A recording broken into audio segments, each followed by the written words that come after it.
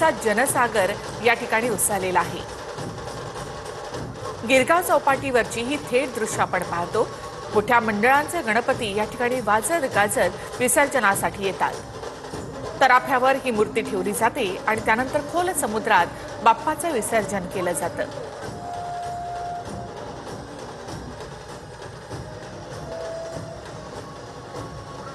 कृष्णाच्या रूपातील ही मूर्ती आपण या ठिकाणी पाहतोय।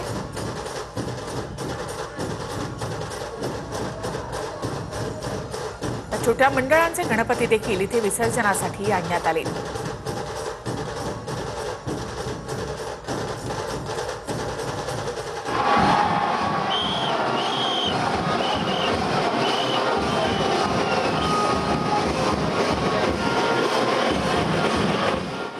ढोल ताशांचा गजर आणि गणपती बाप्पा मोरयाच्या घोषणांनी चिंचपोकळीच्या चिंतामणीच्या विसर्जन मिरवणुकीला सुरुवात झाली।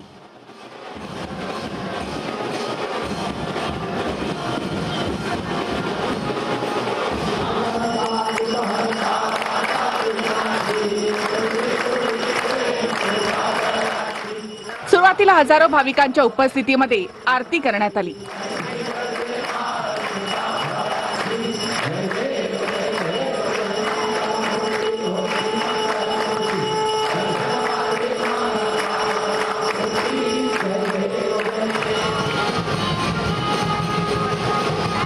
मंडपातून बाहेर पडताच चिंतामणीवर भाविकांनी गुलालाची उधळण केली।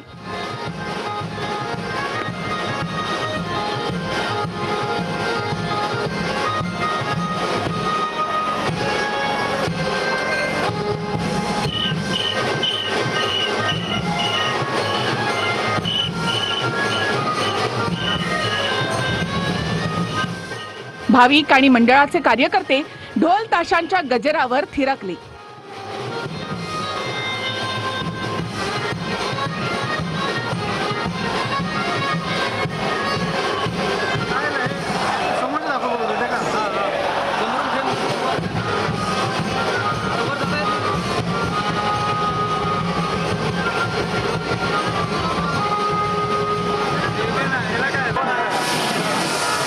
बाप्पाच्या मूर्तीवर स्मोक फायर देखील करण्यात आलं।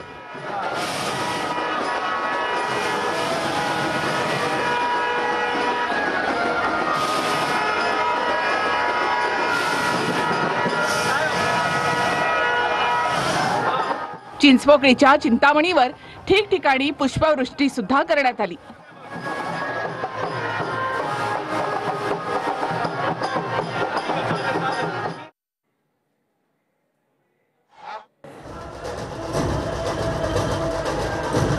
दगडूशेठ गणपती पुण्यामधला श्रीमंत दगडूशेठ गणपती या ठिकाणी विसर्जनासाठी निघालेला आहे। 5ही मानाच्या गणपतींचं विसर्जन झाल्यानंतर दगडूशेठ गणपतीचं विसर्जन केलं जातं। सर्वात श्रीमंत गणपती म्हणून दगडूशेठ गणपतीची ख्याती आहे। फक्त पुणेकरांसाठीच नव्हे तर संपूर्ण राज्यासाठीच एक दैवत।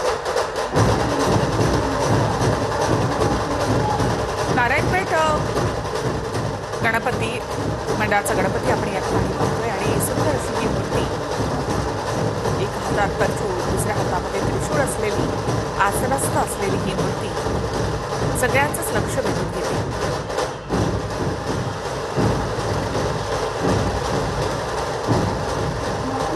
पुण्यामध्ये म्हणायचं तर विसर्जनाच्या मिरवणुका, मुंबईमध्ये उंच उंच गणेश मूर्ती, तर पुण्यामध्ये सुंदर अशा मिरवणुका।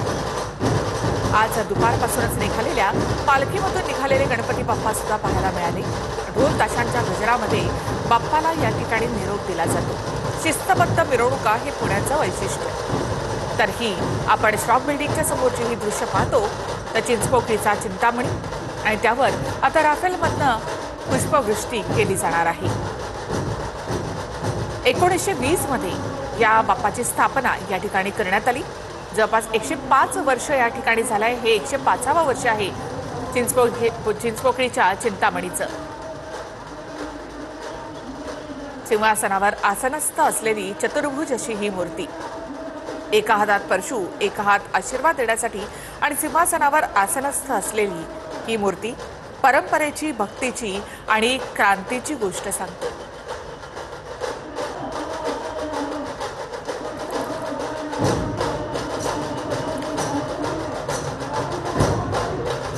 तर स्वातंत्र्यापूर्वी क्रांतीमधूनच या मंडळाची स्थापना या ठिकाणी झाली होती।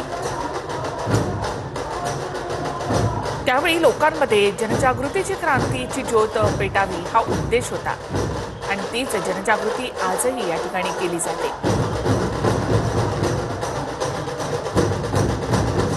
तरुण वर्ग या सोहळ्यामध्ये मोठ्या संख्येने सहभागी असतो।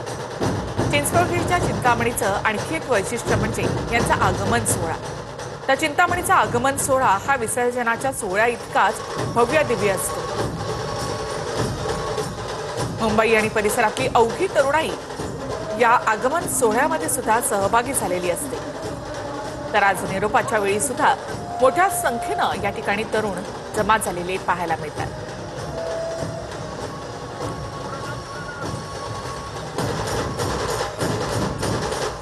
श्रॉफ बिल्डिंगचा हा सगळा परिसर जर आपण पाहिला तर दरवर्षी इथे एक वेगवेगळी थीम राबवली जाते आणि त्यातून बाप्पांवर पुष्पवृष्टी केली जाते। एक अनोखं मनोहारी असं दृश्य या ठिकाणी पाहायला मिळतं। तर ही बच्चे कंपनी पहा हा सगळा अनुभव घेण्यासाठी या ट्रकमधून जाताना तर आणखी विविध रूपांमध्ये बाप्पा आपल्याला या ठिकाणी पाहायला मिळतात। तर चिंचपोकळीचा चिंतामणी यावर राफेलमधून इथे पुष्पवृष्टी केली जाते। या दिव्याच्या प्रकाशामध्ये बाप्पाचं अनोखंच रूप आपल्याला पाहायला मिळतं। आज दुपारी ज्या वेळेला या मिरवणुकांना सुरुवात झाली त्यावेळेला बाप्पाचं एक अनोखं रूप आपल्याला दिसलं होतं। आज या रात्रीच्या अंधारामध्ये आणि या सगळ्या लाईट्समध्ये या दिव्यांमध्ये पूर्णतः उजळून निघालेली अशी ही मूर्ती आपण या ठिकाणी पाहतोय। उंच उंच गणेश मूर्ती अगदी आकाशाशी स्पर्धा करणाऱ्या अशा या मूर्ती आपण या ठिकाणी पाहतोय। तर हा मोरेश्वर रूपातील हा गणपती आपण या ठिकाणी पाहत आहोत। गिरगाव चौपाटी या ठिकाणी एक एक करून आता गणपती बाप्पा विसर्जनासाठी येत आहेत।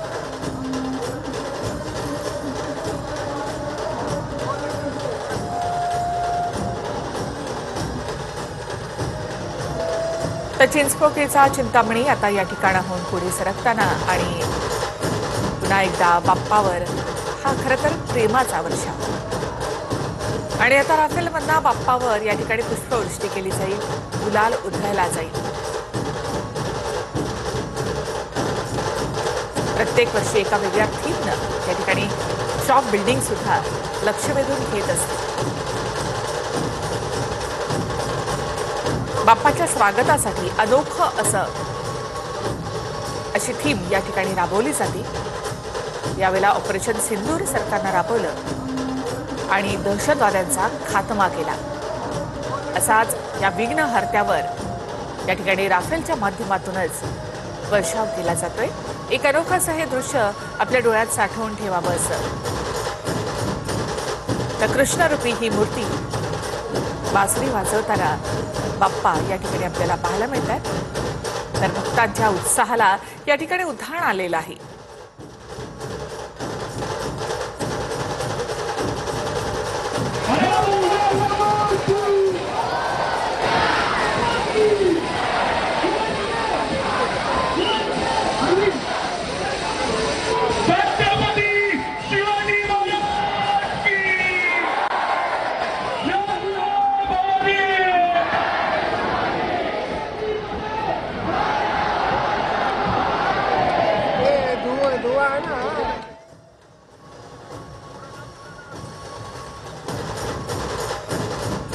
तर या चिंतामणीवर या ठिकाणी राफेलच्या माध्यमातून फुलांचा वर्षाव या ठिकाणी करण्यात आला। तसंच तिरंगी फॉग या ठिकाणी फडकावण्यात आला। एक प्रकारे बाप्पाला सलामी या ठिकाणी देण्यात आली।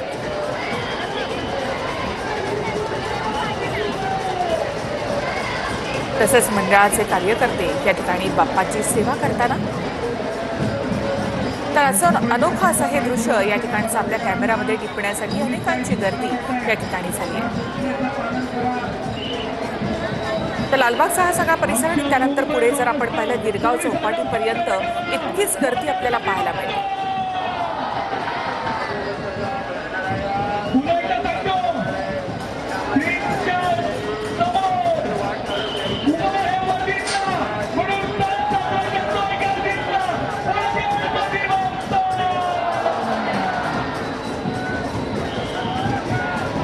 प्रत्येक बाप्पाचं खरं तर अनोख्या पद्धतीनं या ठिकाणी स्वागत केलं जातंय.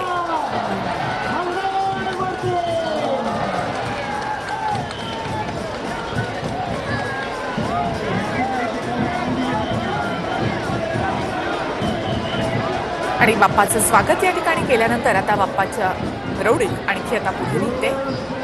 गणपती बाप्पा मोरया, पुढच्या वर्षी लवकर या असं अर्ज त्याला केलं जातं. पुन्हा पुढच्या वर्षी नव्यानं भक्तगण तयारीला लागणार आपल्या बाप्पाच्या स्वागतासाठी.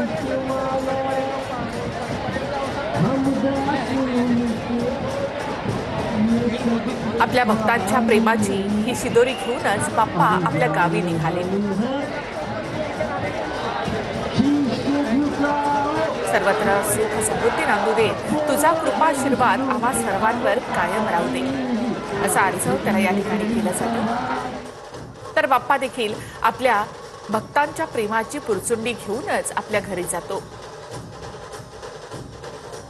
10 दिवसांच्या या पाहुणचारामध्ये कुठेही कमी राहिली असेल तर आम्हाला माफ कर असं देखील बाप्पाला म्हटलं जातं. बाप्पा दयाळू आहे, कृपाळू आहे आणि त्यामुळे आपली चूकही तो पोटात घालणार याची शाश्वती भक्तांना असते.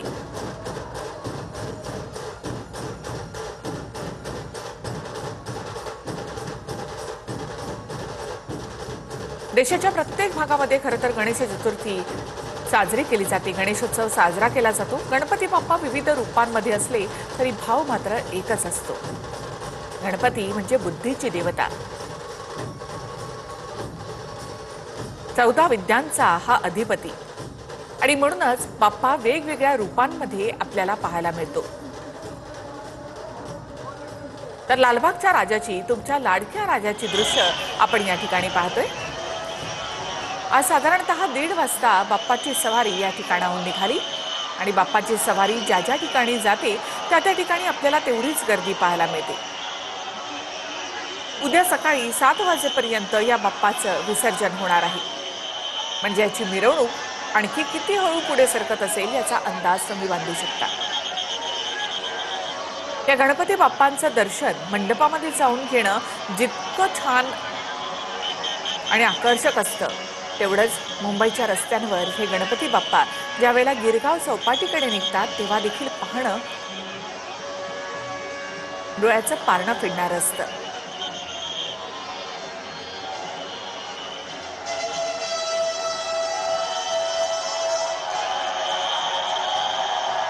योद्धारूपी ही बाप्पाची मूर्ती आपण या ठिकाणी पाहतोय. दुष्टांचा संहार करणारा हा गणपती बाप्पा. त्या लालबागच्या राजाची देखील ही दृश्य सगळ्यात शेवटी खरं तर या लालबागच्या राजाचं विसर्जन होत असतं.